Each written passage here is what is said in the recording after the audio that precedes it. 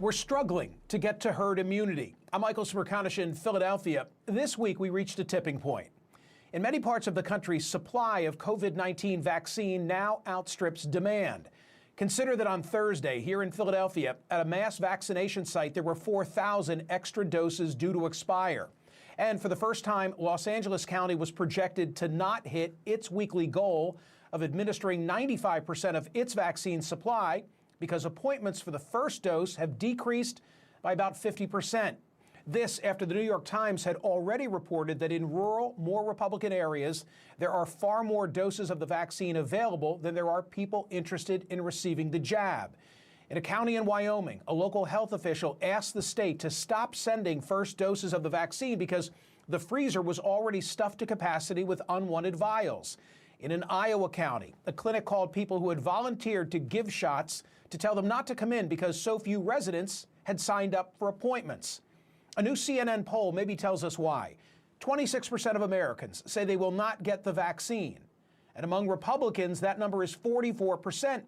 That's scary. Those folks jeopardize our ability to get to herd immunity faster.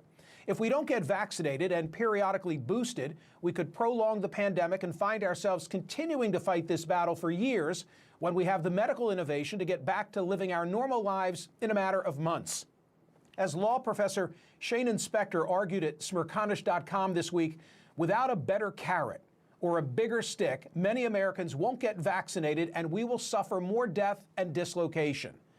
With an eye toward Republican reluctance, this week, the Congressional Doctors Caucus, composed of GOP senators and congressmen who are also medical professionals, released a video urging Americans to get over their hesitancy.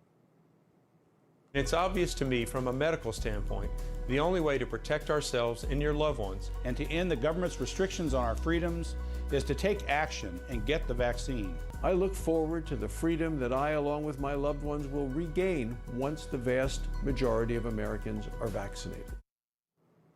But will outreach like this be enough to convince the vaccine hesitant? And is the president's reserved approach sending the right message? His address Wednesday night to a joint session of Congress provided a perfect chance to demonstrate the vaccine's effectiveness and progress. The president could have entered unmasked into a room packed with vaccinated lawmakers, also unmasked, and touted it as a return to normal. Instead, he entered with a mask to a sparsely populated room of masked and distanced lawmakers, conveying the message that nothing has gotten any better, despite the fact that 100 million Americans have now been fully vaccinated.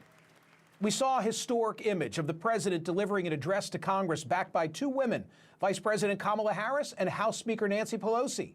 In that camera frame, as President Biden spoke, Harris and Pelosi kept their masks in place, despite the fact that all three have been fully vaccinated.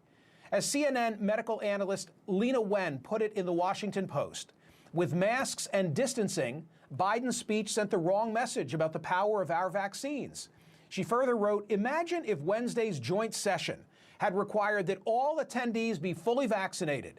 Those who were not vaccinated were not welcome, but those permitted in could walk into the room, take off their mask, sit next to one another, and listen to a presidential address just as they did in 2019. The science shows that could have been done. It would have sent an unequivocal message that vaccines are safe, effective, and the key to ending the pandemic. Instead, the American people got a different message, one that could impede the nation's vaccine progress at a time when we can least afford it. On the subject of vaccine hesitancy, the Centers for Disease Control may have made things even more difficult with their new guidance on mask wearing. This week's edict was deemed by many to be confusing. The new protocols say fully vaccinated people can now exercise outdoors or with members of their household without a mask, dine unmasked at an outdoor restaurant with friends from multiple households, hold small unmasked outdoor gatherings with others who are inoculated or with a, quote, mix of unvaccinated people. But the agency did not define how large those gatherings can be, and it said Americans should continue to wear masks in crowded public places like sporting events, concerts, or parades. You got all that?